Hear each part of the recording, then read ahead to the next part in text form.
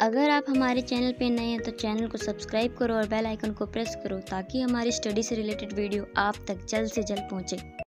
Hello दोस्तों, आप सभी को मेरा नमस्कार। मैं प्रियंका यादव और आप देख रहे हैं हिस्ट्री की मेरी नेक्स्ट क्लास। इससे पहले मैंने जो क्लास दी थी वो थी भारत में यूरोपियों का आगमन। क्या मैंने कहा था? भारत में यूरोपियों का आगमन। आज मैं उस टॉपिक को आगे बढ़ाते हुए मैं आज क्या कराने जा रही हूँ, कुछ धार्मिक टॉपिक। आप सबको बहुत पसंद आएगा। तो आज का टॉपिक का नाम क्या है? वेद। वेद का अर्थ ही होता है क्या? जानना, टू नो। बाबा रामदेव की अगर आपने वीडियो देखी है तो वो क्या बोलते हैं? ज्ञान नहीं बोलते हैं, क्या बोलते हैं? ज्ञान। तो जब आप हिंदी में पढ़ेंगे क्या संयुक्त वर्ड, तो गा क्या होता है? जा प्लस सा, तो ज्ञान हो जाता है, ज्ञान, है ना। तो वेद का अर्थ क्या हुआ? ज्ञान। तो आप सभी को पता ही होगा कि वेद कितने प्रकार के होते हैं? 4 वेद होते हैं। माँ सरस्वती के हाथों में आपने देखा होगा 4 पुस्तकें, वो कुछ और नहीं 4 वेद हैं। और क्या है? वीणा, और वीणा वादनी है, वीणा, और 4 पुस्तकें हैं, उनका क्या नाम है? ऋग्वेद, सामवेद, अथर्ववेद, यजुर्वेद। क्या है? ऋग्वेद, सामवेद, अथर्ववेद, यजुर्वेद। ठीक है, इन चारों के बारे में तो शुरुआत करते हैं हम अपनी। देखते हैं क्या क्या लिखा है मैंने। वेद, आप ऐसे ही शॉर्ट नोट बनाएंगे। क्या लिखेंगे? वेद। वेद का मतलब क्या हुआ? ज्ञान। वेद का अर्थ क्या होता है? ज्ञान, मतलब नॉलेज। ठीक है। वेद भारत में सर्व प्राचीन धर्म ग्रंथ हैं। क्या? वेद भारत में सर्व प्राचीन धर्म ग्रंथ हैं। ठीक है। इनका संकलन किसने किया है? महर्षि वेद व्यास ने। इनका संकलन महर्षि वेद व्यास के द्वारा किया गया था। ठीक है। तो सबसे बात करते हैं जो सबसे प्राचीन वेद है 4 वेदों में, उसका क्या नाम है? ऋग्वेद। ठीक है, बात करते हैं ऋग्वेद की। ऋग्वेद में देवताओं की स्तुति और प्रशंसा की बात की गई है। ठीक है। किसकी? देवताओं की स्तुति और प्रशंसा की। ऋग्वेद में कुल 10 मंडल है। कितने? टोटल 10 मंडल हैं। 128 श्लोक हैं, जिनमें 117 सूक्त तथा 11 बालखिल्य और 10,600 मंत्र हैं। 10,600 मंत्र हैं।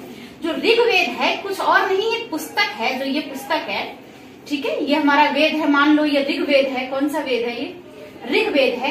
इसी में कितने मंडल हैं? 10। कितने श्लोक? 128। ठीक है। कितने मंत्र? 10,600, 11, 117 सूक्त और 11 बालखिल्य। अच्छा, ठीक है। तो ये कितने हो गए? 10 मंडल। इनमें से जो 2 से लेकर 7 तक मंडल हैं वो क्या है? प्राचीनतम। प्राचीनतम मतलब ओल्ड। ठीक है। ये है 2 से लेकर 7 तक प्राचीनतम मंडल। उसके बाद 1, 9 और 10, मैंने 3 मंडल अलग किए हैं। क्या लिखा है? 1, 9 और 10वां मंडल ये नवीनतम है, मतलब बाद में जोड़े गए हैं। ठीक है, बाद में जोड़े गए हैं। ठीक है। अब इसमें क्या है? 8वां मंडल महिलाओं ने लिखा है।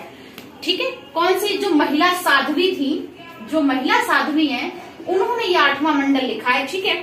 जिसमें से कुछ खास, पूरे तो हम नहीं पढ़ेंगे, किसी मंडल में कुछ खास बात है, मैं सिर्फ वो बता रही हूँ। ठीक है। अच्छा, 3rd मंडल में क्या? ऋग्वेद के 3rd मंडल में विश्वामित्र ने गायत्री मंत्र की रचना की है। किसकी? गायत्री मंत्र लिखा गया है। आप सबको याद ही होगा। क्या? ओम भूर्भुवस्वः तत्सवितुर्वरेण्यं भर्गो देवस्य धीमहि धियो यो नः प्रचोदयात्। ठीक है, ये हो गया क्या हमारा? गायत्री मंत्र। अच्छा, गायत्री मंत्र में कल को कोई पूछे कि किसका वर्णन है, किस भगवान को बुलाया जा रहा है, तो कोई और नहीं, सावित्री। सावित्री कौन? कि सूर्य की पहली किरण। हम जो हैं, हमें कौन से भगवान दिखते हैं लाइव? तो सूर्य भगवान दिखते हैं। तो उनकी आराधना की जा रही है। उनकी जो पहली किरण है उसकी हम बात कर रहे हैं, उनको कह रहे हैं। ठीक है। कभी वक्त मिला तो गायत्री मंत्र का पूरा अर्थ समझाऊंगी कि क्या होता क्या है एक्चुअल में। और आप सब गलत भी पढ़ते होंगे, ये धीमहि, इसको अलग अलग पढ़ना है, धीमहि कुछ भी बोल देते हो। ठीक है। आगे 10वें मंडल में क्या? 3रा मंडल मैंने बता दिया। 10वें मंडल में पुरुष सूक्त का वर्णन है। पुरुष सूक्त का उल्लेख मिलता है। पुरुष सूक्त क्या? वही 4 वर्णों में जो 4 वर्ण व्यवस्था है, इसको यूं कह सकते हैं वर्ण व्यवस्था। वर्ण व्यवस्था जो 4 वर्गों में विभाजित की गई है वो क्या है? ब्राह्मण, क्षत्रिय, वैश्य और शूद्र। ठीक है। ब्राह्मण, क्षत्रिय, वैश्य और शूद्र। ठीक है। इसमें कहते हैं कि जो ब्रह्मा है, जो सृष्टि के रचयिता हैं, उनके सिर से, जो उनके सिर है, उनकी बुद्धि है, वहां से जन्म होता है किसका? ब्राह्मणों का। लेकिन मेरी अगर पर्सनली कोई बात पूछी जाए, पर्सनली इंटेंशन, तो मैं इस बात से बिल्कुल भी सहमत नहीं हूँ। हाँ ठीक है, ये भी किसी ने लिखा है ना, किसने, वेद व्यास जी ने लिखा है, उन्होंने अपने आधार पर लिखा है कि ठीक है अभी है इतिहास में तो हमें पढ़ना पड़ेगा, लेकिन मैं सहमत नहीं हूँ। ये मेरा अपना पर्सनल व्यू है। बुद्धि और सिर से ब्राह्मणों का जन्म होता है, और बाजुओं से क्षत्रिय, और पैरों से क्या है, बनिए। क्यों पैरों से बनिए, चल चल के जाते हैं, व्यापार करते हैं, तो वहां से क्या हो गया, बनिए, ठीक है। और पांव से क्या हो गया, शूद्र, वैश्य और शूद्र, ठीक है। और आगे ठीक है, तो ब्राह्मण, क्षत्रिय, वैश्य और शूद्र। अच्छा, और क्या इसमें है, ऋग्वेद में किसका, इंद्र का, पिता का, अग्नि का, वरुण का, मित्र का, इन सब का क्या वर्णन मिलता है, वर्णन। तो किसका कितनी बार जिक्र हुआ है वो मैंने लिखा हुआ है। तो ऋग्वेद में सर्वाधिक वर्णन किसका, पिता का मिलता है, 335 बार पिता का वर्णन मिलता है। और इंद्र का 250 बार वर्णन मिलता है।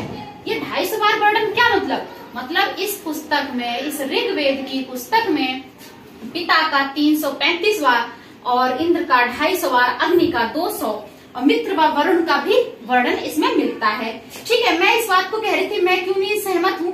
बात ये है कि आजकल चाहे वैश्य हो, शूद्र हो, बनिए हैं, कोई भी हो, आजकल सभी बुद्धिमान है, सभी अपने स्टैंडर्ड से ऊपर है, सबको ज्ञान का अधिकार है और सभी पढ़ रहे हैं। अब तो ये सिर्फ मिथ्या मात्र रह गई है कि ब्राह्मण ही बुद्धिमान है। ठीक है, आगे बढ़ते हैं किसकी, यजुर्वेद की। अगला वेद हम क्या पढ़ने जा रहे हैं, यजुर्वेद। ठीक है, यजु का अर्थ होता है यज्ञ। यजु का अर्थ क्या होता है, यज्ञ।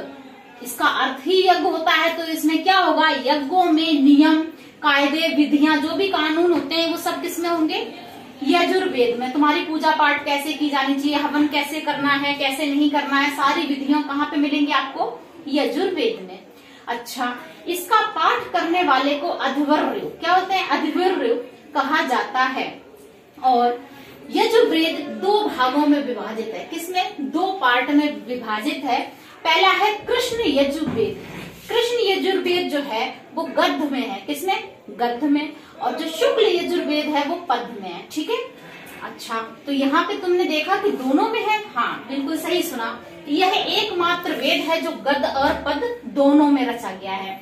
तो पूछेगा, ये क्वेश्चन डायरेक्ट आएगा कि कौन सा वेद है, चारों ऑप्शन होंगे, जो गद्य और पद दोनों में रचा गया है, वो क्या है, यजुर्वेद।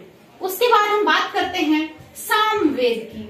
तो साम का अर्थ ही होता है क्या, गीत। साम का अर्थ क्या होता है, गीत। ठीक है, ये भारतीय संगीत का स्रोत माना गया है, किसको, सामवेद को भारतीय संगीत का जनक माना गया है। ठीक है, सामवेद के पुरोहित को क्या कहा जाता है, उद्गाता। सामवेद के पुरोहित को उद्गाता कहा जाता है। ठीक है, इसमें ज्यादा कुछ खास था नहीं। एक ऋग्वेद, यजुर्वेद और अथर्ववेद में थोड़ा ज्यादा है। अथर्ववेद मतलब, अथर्व का अर्थ होता है पवित्र व जादू। जादू, आप यहाँ पे टोना भी ऐड कर सकते हैं, जादू टोना। ठीक है, किस वेद में जादू टोना मंत्र है, वो सब कहाँ है, अथर्ववेद में। ठीक है, क्या क्या है इसमें, इसमें रोग निवारण, राजभक्ति, विवाह, प्रेम विवाह, प्रणयित, अंधविश्वासों का गमन है। तो मतलब जितनी भी बेकार बातें हैं सब अंधविश्वास वाली किसमें है, अथर्ववेद में है। ठीक है, अच्छा, एक चीज तुमने कभी नोट की हो कि इंसान नेगेटिव चीजों को ज्यादा पसंद करता है बजाय पॉजिटिव के। अगर कोई अच्छा इंसान होगा उसके पास लोग कम बैठेंगे, जो बुरा इंसान होगा बुरी बातें करेगा, उनके जैसी ही बातें करेगा, स्वार्थ भरी, तो उसके पास लोग ज्यादा जाएंगे।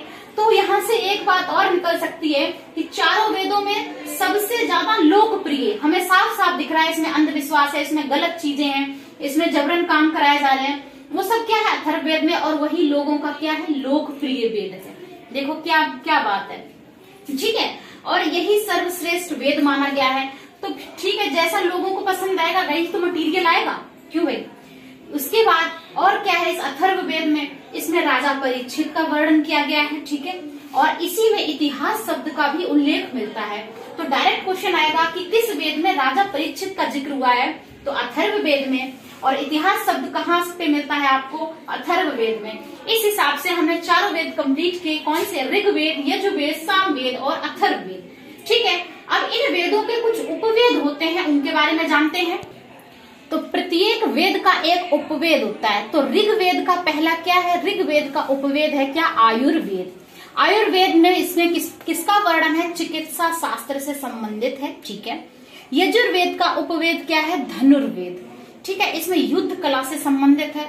और सामवेद का उपवेद है गंधर्व वेद, ठीक है, इसमें कला व संगीत से संबंधित है। और लास्ट हमारा अथर्ववेद, इसका उपवेद है शिल्प वेद, ठीक है, भवन निर्माण कला से संबंधित है, ठीक। तो इस हिसाब से हमारा वेद का एक छोटा सा टॉपिक हुआ कंप्लीट। अभी पुराण, उपनिषद वगैरह सब कुछ बाकी है, वो नेक्स्ट वीडियो में है, ठीक है। आप इस वीडियो के सारे नोट्स बनाए, सारे एक एक लाइन लिखे, मैंने to the point short note बनवाए हैं, ठीक है। और इस वीडियो को ज्यादा से ज्यादा शेयर करें, क्योंकि आपका सपोर्ट बहुत जरूरी है, तभी मुझे भी क्लास आगे कंटिन्यू करने में अच्छा लगता है, ठीक है। Okay, thank you.